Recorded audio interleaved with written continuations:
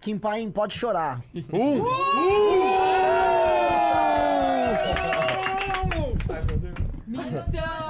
Caiu a internet. Caiu a luz. Foi.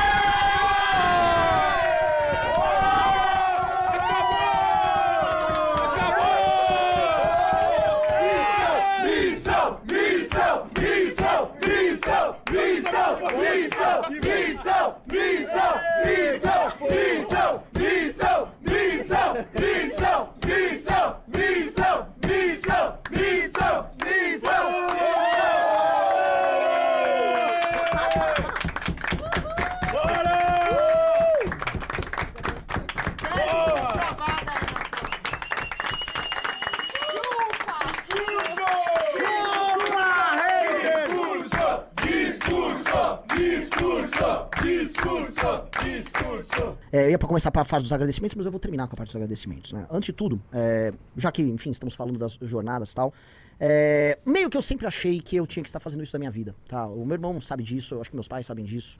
Desde criança eu sempre tive essa coisa com história e com política e com poder. Eu sempre fui um rapaz tímido, muito fechado, muito sonhador.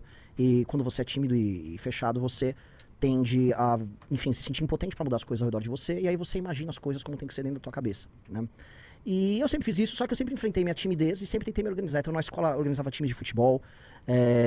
Eu lembro que uma vez meu irmão, a gente organizou uma cidade em rebelião no sítio dos meus pais, que era Bizâncio, né? A gente declarou guerra aos adultos e a gente perdeu a guerra. Mas, enfim, um pouco da história da nossa vida, né? Declarar guerras e perdê-las. Na faculdade eu montei um partido acadêmico chamado Movimento Resgate Arcadas, que foi roubado e tomado por amigos. E ele começou com um partido super inovador e tornou-se uma merda no final, mas no pequeno período em que a gente tocou foi magnífico. E depois fundei, junto com meus amigos, o Movimento Brasil Livre, com o Pedro, com o Alexandre, com o Kim, com o Riso, com o Gabriel, com o Fred. Se eu estiver esquecendo alguém, por favor, eu já sentei o Kim, o Fonão, que está desaparecido, o senhor Fonão, tá?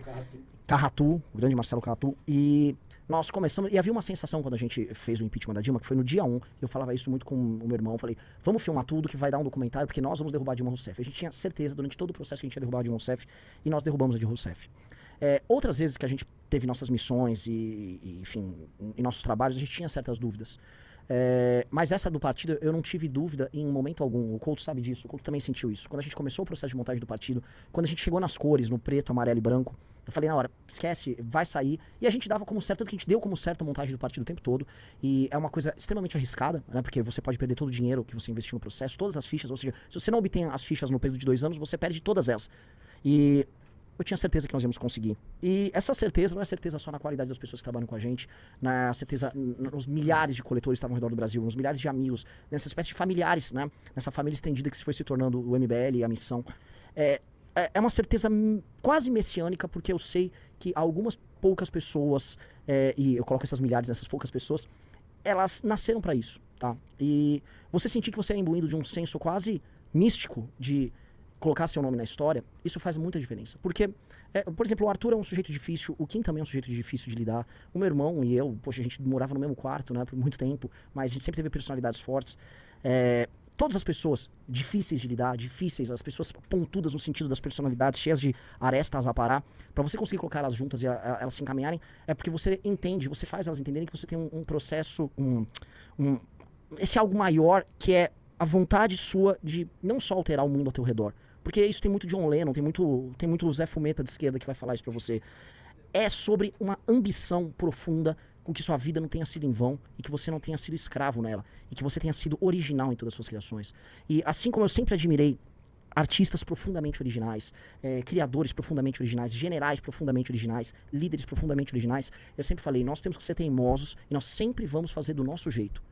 E isso está no DNA do Movimento Brasil Livre e está no DNA da missão, né, que é o nosso slogan secreto, que é, se não for do nosso jeito, não será de jeito nenhum. Esse sempre foi o nosso slogan. E a gente sempre se negou a fazer do jeito dos outros. E toda vez que a gente fez do jeito dos outros, a gente se deu mal e a gente se sentia culpado, a gente se sentia sujo, que era como se a gente estivesse violando a nossa integridade, a nossa real personalidade.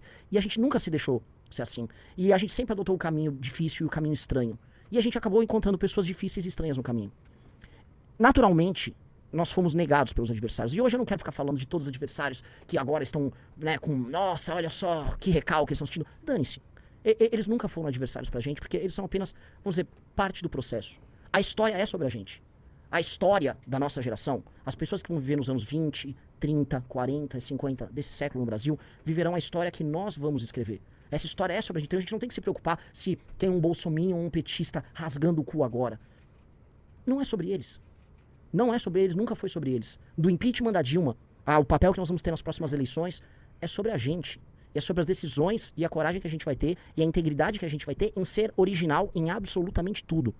Em colocar o nosso nome e o nosso estilo e a nossa cara em todas as coisas. Se você é um jovem que está querendo fazer política no interior do Maranhão, saiba que você vai ser original, com as nossas cores. Saiba que se você está aqui escrevendo uma tese lá na Valete, como os nossos intelectuais, como a galera que pensa, seja original com as nossas cores. Nós queremos todos que estejam ao nosso redor, que exerçam sua subjetividade e sua originalidade com as nossas coisas. É por isso que ninguém entende. Por isso que as pessoas falam, é o Dirceuzinho mandando. Não tem ninguém sendo pau mandado de ninguém aqui. Todo mundo aqui tem a possibilidade de exercer essa subjetividade, essa capacidade única de colocar o seu próprio nome na história. E a gente é um bonde de pessoas que vai colocar o nome na história. A história não será sobre nossos inimigos. Eu não vou citar nossos inimigos aqui. A história não será sobre os nossos adversários. A história vai ser feita das oportunidades que a gente tiver no caminho e da coragem que a gente vai ter em encarar tudo isso e não ter medo de fazer o que é certo na hora certa. Porque um dia, quando a gente ocupar as posições de poder, a gente vai ter as dúvidas e os dilemas que apenas os grandes homens na história da humanidade tiveram. De fazer o que precisa ser feito. E a gente não vai ter medo de fazer o que precisa ser feito. Porque muitos homens antes da gente, aqui nesse país, castigado pelo sol, tropical, abafado, tiveram muito medo de fazer o que precisava ser feito na hora certa. E hesitaram e procuraram ou o dinheiro ou o conforto de fazer parte da elite. A gente não nasceu para fazer parte da elite. A gente não nasceu para fechar um grande acordo no final. A gente não nasceu para se estabelecer e ter um cargo, um mandato. A gente não nasceu sequer para ficar rico como um fim em si mesmo. A gente nasceu para derrubar e construir algo muito novo no lugar. Muito novo. Aproveitando toda a potencialidade das pessoas mais criativas e mais inteligentes, que já sabem, essas pessoas já existem, as pessoas já sabem que vão construir o Brasil com a gente. As melhores pessoas já identificaram a missão. Elas já estão conosco. E aí é uma questão apenas de o eleitor descobrir na hora certa. E é o tempo, tudo no seu tempo. A gente demorou 10, 11 anos para montar nosso partido, foi no nosso tempo, foi do nosso jeito, foi a nossa maneira, foi com as nossas dores, foi com os nossos cancelamentos, foi com as lágrimas do Kim quando ele foi cancelado chamando ele de nazista, foi com a minha família quando foi atacada, quase perdeu seus bens na mão de juiz trabalhista vagabundo e jornalista filho da puta, tá? Foi na perseguição de todos nós que sofremos ao longo de todo esse tempo, foi no que fizeram com o Arthur Duval que a gente nunca vai esquecer, foram nos nossos militantes que foram atacados, foram vítimas de tentativa de assassinato aqui em São Paulo por militantes de grupo terrorista de esquerda, foram dos nossos doadores que foram perseguidos, foram das pessoas que tiveram coragem de brigar com seus familiares e falar, não sou nenhuma nem outra, eu sou esse grupo aqui e esse é o grupo da minha geração. É sobre todas essas pessoas que hoje são minoria. Porque isso aqui, olha só, não é sobre a vitória da maioria. Não é a vitória da maioria. A maioria, na maior parte do tempo, fica inerte. E a história é sempre escrita por uma vanguarda, por uma minoria capaz, inteligente, corajosa, que toma as decisões certas na hora certa e que é reconhecido na hora certa pela minoria. Pela maioria, me desculpa.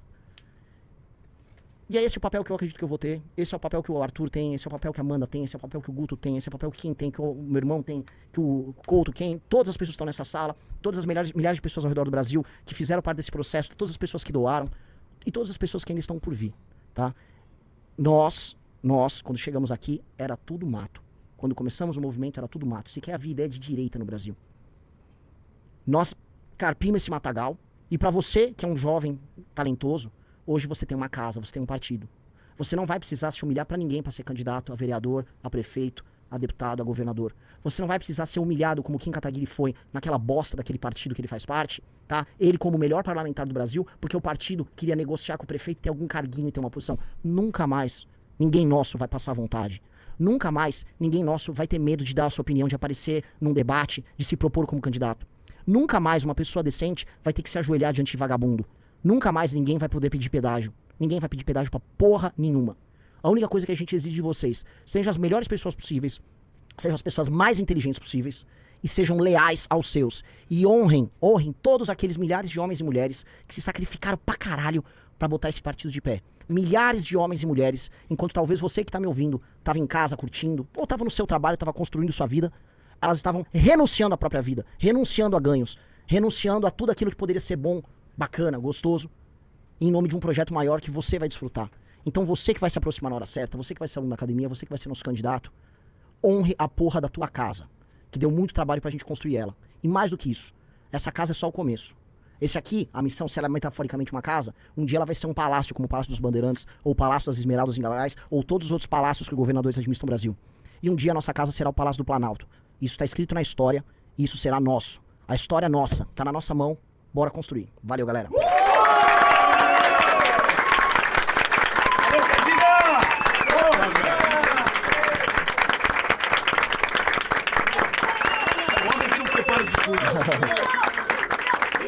Missão, missão, missão, missão, missão, missão, missão, missão, missão, missão.